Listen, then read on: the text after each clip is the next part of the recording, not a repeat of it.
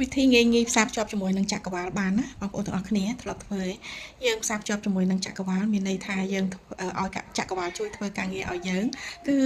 យើងមិនសូវហត់នឿយបងប្អូនសម្រាប់អ្នកច្បាប់ស្រូបទាញកាលណាផ្លេចចក្រវាឡគឺមានន័យថាហត់ព្រោះអីការងារធំការងារច្រើនយើងអាចធ្វើបានទេយើងត្រូវពឹងកម្លាំងចក្រវាឡអញ្ចឹងវិធីងាយៗដែលផ្សារភ្ជាប់ជាមួយនឹងចក្រវាឡបានគឺឲ្យយើងទី1គឺបំភ្លេចឬក៏ទម្លាក់អ្វីៗចោលទាំងអស់មានន័យថាដាក់ចិត្តចុះអ្វីដែលធ្ងន់អ្វីដែល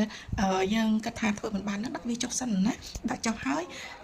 ឲ្យយើងដកដង្ហើមវែងណាឲ្យយើងដកដង្ហើមចូលឲ្យយើងរាប់4ណាដកដង្ហើមចូលឲ្យយើងរាប់4 1 2 3 4ហើយយើងទប់ដង្ហើមបន្តិចហើយយើងដកដង្ហើមចេញឲ្យយើងរាប់6 1 2 3 4ទប់បន្តិចតម្លាក់ចេញមកវិញគឺបធូរមកវិញរាប់6ពេលដែលយើងដកដង្ហើមចូលរាប់1 2 3 4ឲ្យយើងនឹកគិតក្នុងចិត្តថាខ្ញុំមានចក្រវាឡនៅក្នុងចិត្ត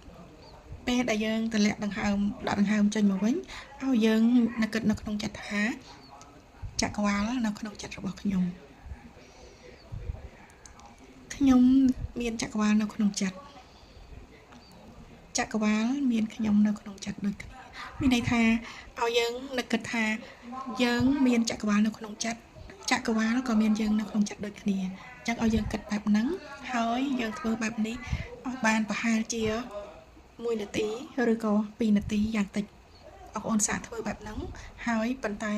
បងប្អូនត្រូវតែកុំភ្លេចធ្វើការរស់ស៊ីជារឿងធម្មតាណា